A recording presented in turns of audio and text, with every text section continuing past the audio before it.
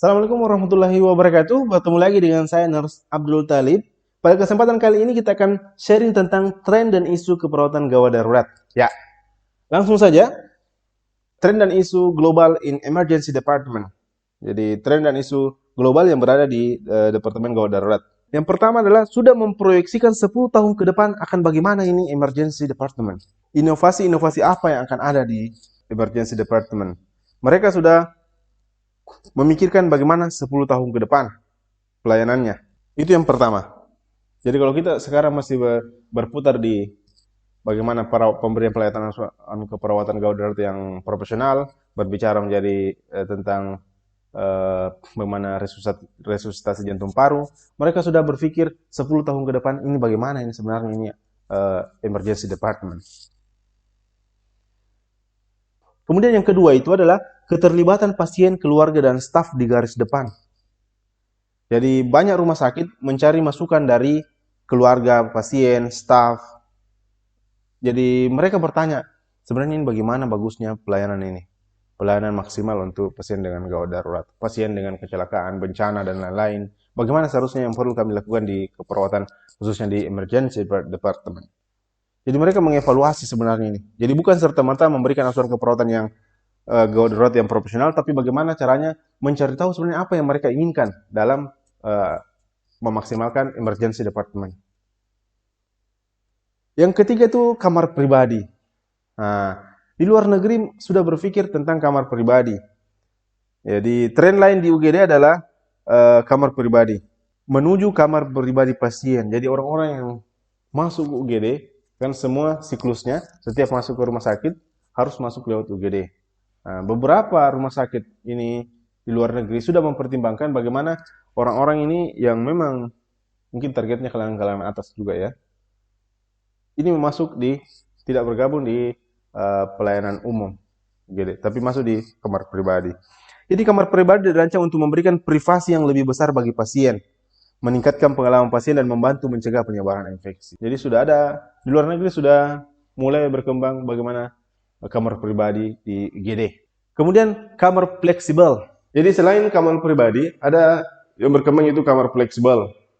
Ya, di mana dia akan bergerak menuju model kamar yang dapat mengakomodasi kebutuhan banyak pasien yang berbeda. Di masa lalu itu ruang emergency cenderung memiliki fungsi spesifik dirancang untuk populasi pasien tertentu, seperti anak-anak, pasien trauma. Nah, sekarang emergency department merancang kamar yang dapat mengelola anak, orang dewasa, pasien trauma, dan pasien dengan kondisi yang tidak terlalu mendesak. Jadi fleksibilitas ini menghilangkan kebutuhan staf emergency untuk terus-menerus memindahkan pasien ke kamar yang berbeda ketika ada pasien baru yang tiba. Kemudian mereka sudah mengarah ke geriatrik. Kalau sementara emergency department merancang kamar yang tadi, kamar pribadi dengan kamar fleksibel, mereka juga sekarang menuju kepada berbeda dengan populasi kebutuhan yang berbeda, khususnya geriatrik. Karena usia pasien-pasien sekarang bertambah. Kesejahteraan hidup pasien bertambah sehingga pasien-pasien dewasa lansia akan lebih banyak. Mereka sudah mengarah bagaimana menyiapkan rumah sakit emergensi khusus para geriatrik. Ini ada ya, sensitif terhadap cahaya, suara. Intinya bagaimana menciptakan emergensi yang lebih tenang karena pasien fokusnya adalah pasien dengan geriatrik. Kemudian tren yang berkembang berikutnya adalah di luar negeri sudah banyak dikembangkan area tunggu pasien. Jadi mungkin masuk IGD, tapi karena tidak parah bisa duduk di area tunggu. Ini misalnya pasien yang sering datang menunggu obat atau hasil tes tidak perlu masuk berbaring di dalam, tapi cukup di ruang tunggu. Ini untuk mempertahankan bed tetap kosong sehingga pasien yang mungkin emergensinya lebih parah bisa masuk ke IGD. Nah, di sini bawah kita lihat bahwa tidak semua pasien membutuhkan tempat tidur. Jadi itu akan membantu memindahkan pasien di IGD. Sehingga perlu dipertimbangkan area tunggu. Kalau kita ke rumah sakit, apakah kita pernah khususnya di IGD, apakah kita pernah melihat area tunggu khusus di Indonesia? Mungkin ada, tapi belum sebagian besar menyiapkan ini ya. Perlu untuk disiapkan. Kemudian jalur cepat.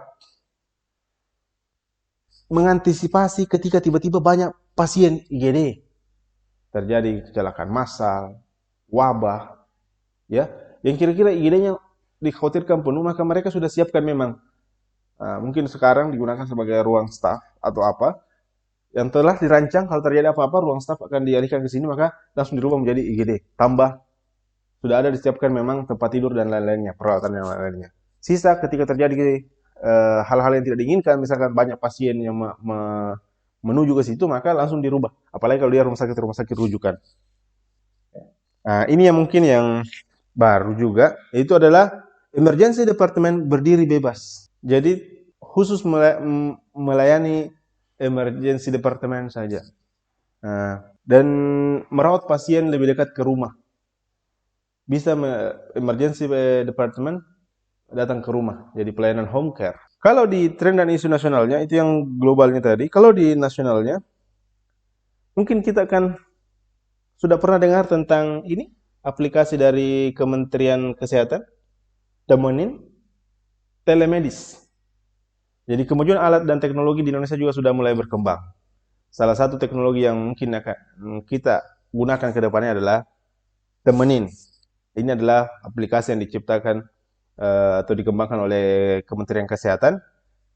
Saya yakin dan percaya ini masih banyak yang belum tahu. Temenin adalah teknologi telemedis integrasi untuk layanan medis Anda.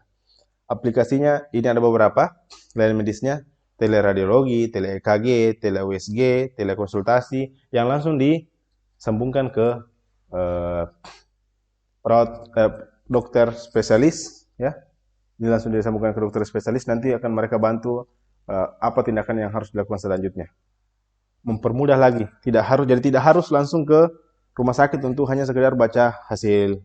Kan biasanya ronsen dulu di sini, nanti kita lihat hasilnya. Padahal sudah ada pelayanan dari Kementerian Kesehatan. Bisa digunakan ke depannya. Ini Temenin, Telemedicine Indonesia. Kedua adalah peningkatan jumlah pengunjung di layanan emergensi. Ini beberapa penelitian telah memperlihatkan bahwasannya kunjungan emergensi di Departemen Emergensi di Indonesia itu sudah mulai meningkat dari tahun ke tahun.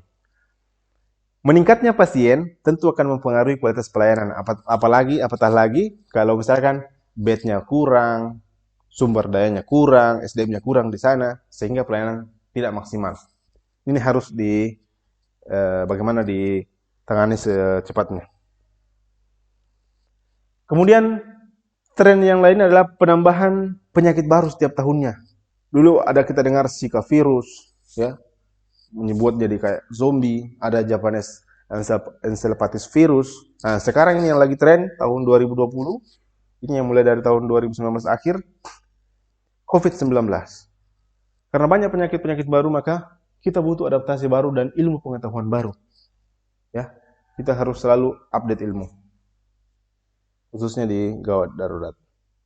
Terakhir itu yang update ilmu pengetahuan. Kalau umpamanya sekarang ada guideline baru tentang pelayanan gawat darurat, bisa selalu diikuti. Oke.